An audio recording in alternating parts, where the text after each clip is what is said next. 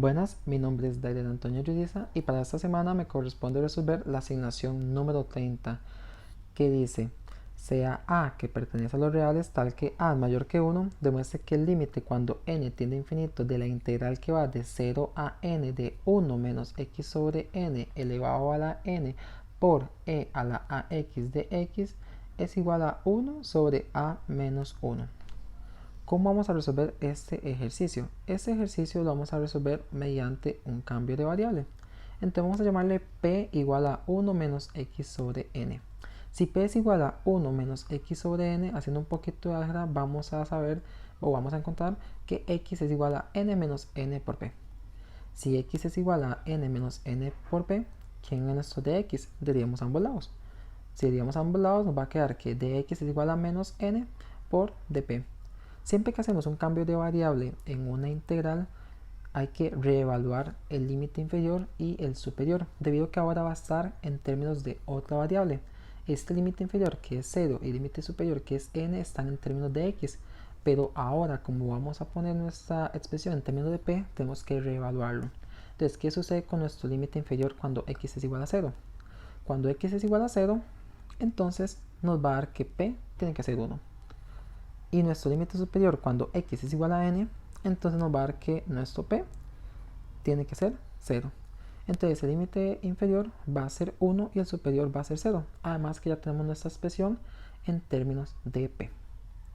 Entonces, reescribiendo la expresión a trabajar, nos va a quedar la integral que va de 1 a 0 de p a la n por e a la a por n menos np multiplicado por menos n de p. Noten que el menos n no depende del p, por lo tanto es una constante, puedo sacarla de la integral y al sacarla y esta ser negativo me va a cambiar los límites tanto superior como inferior de la integral, van a cambiar su orden al sacar un negativo de la integral. Eso es una propiedad de las integrales, por lo tanto nos queda la expresión menos n por la integral de 0 a 1 de p a la n por e a la an por e a la menos an de p. Noten que e a la an no depende de p, por lo tanto puedo sacarla también de la integral para ir reduciendo nuestra expresión al máximo y trabajarla de una forma más sencilla. Entonces aquí donde ya vamos a empezar a trabajarla, solo que para poder verla un poco más sencillo vamos a hacer un nuevo cambio de variable, pero uno muy minúsculo.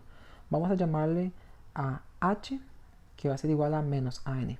Entonces ese menos an que está en el exponente de l, vamos a llamarle h para poder verlo más sencillo. Entonces nos va a quedar la expresión, la integral que va de 0 a 1 de p a la n por e a la hp de p, que es lo que vamos a trabajar, que es lo que nos interesa por el momento. Entonces, ¿cómo se trabaja ese tipo de integrales? ¿Cómo se desarrolla? Ese tipo de integrales, que son el producto de dos funciones, se trabaja mediante la integración por partes, uno de los métodos de integración. Hay varios, hay otros métodos, pero este es uno de los más comunes.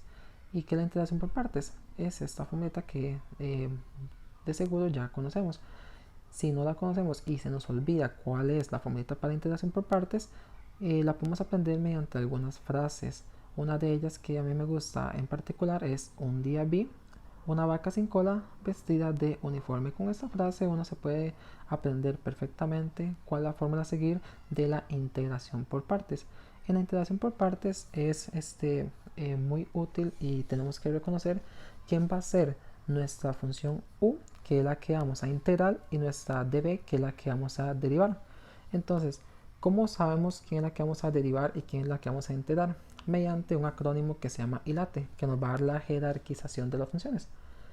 Tenemos el I, que son las inversas, la L las logarítmicas, la A las algebraicas, la T las trigonométricas y la E la exponencial. Quien aparezca primero en la frase tiene mayor jerarquía entre las funciones. Entonces, en esta expresión de la integral que va de 0 a 1 de p a la n por e a la hp de p, noten que p a la n es una algebraica y e a la hp es una exponencial. Por lo tanto, tiene por orden el p a la n va a estar de primero y esa va a ser nuestra u, p a la n. Por lo tanto, el de b va a tener que ser e a la hp de b. Entonces nuestro p a la n vamos a integrar. Perdón, vamos a derivar. Si derivamos sería n por n menos 1 de u. Y nuestra otra expresión vamos a integrar. Si integramos nos va a dar e a la hp sobre h. Ya con esta recolección de datos, ahora sí podemos aplicar nuestra integración por partes con una formulita ya antes vista. Nos va a quedar la siguiente expresión. Nos va a quedar p a la n por e a la hp sobre h menos la integral que va de 0 a 1 de e a la hp de h sobre h por n por p a la n menos 1 de p. Noten que el n que está multiplicando al p y el h que está dividiendo al e son constantes, no dependen de p, por lo tanto puedo sacarlas de la integral. Entonces, si la saco de la integral ya me va quedando una expresión un poco más reducida. Entonces, en ese lado de la integral, ¿qué es lo que corresponde realizar? Nuevamente, una integración por partes. Entonces, si realizo una integración por partes, en este momento puedes parar el vídeo y asegurarte la siguiente expresión que voy a colocar, que sería igual, dando quién es mi u y quién es mi db, donde mi u es la expresión algebraica que es p a la n-1 y mi du es la expresión exponencial que es e a la hp. Y nos va a quedar la siguiente expresión. Noten que esto ya va teniendo como un cierto patrón. ¿Qué va a suceder cuando yo realice la siguiente integración por parte? Me va a quedar lo mismo, solo que ahora n-3 y me va a quedar otra expresión. Entonces me va a quedar n-4 y ahí voy a seguir sumando n-5, n-6. Entonces esta parte ya se vuelve muy algebraica y vean que hay un cierto patrón, por lo tanto ya lo podemos como generalizar en un tipo sumatoria. Entonces esa expresión nos va a quedar menos 1 sobre 1 más h sobre n por la sumatoria que va desde n igual 0 hasta más infinito de 1 menos h por h a la n. Esta parte no voy a tener tanto porque es muy algebraico, como les digo. H, recordemos que era menos a por n.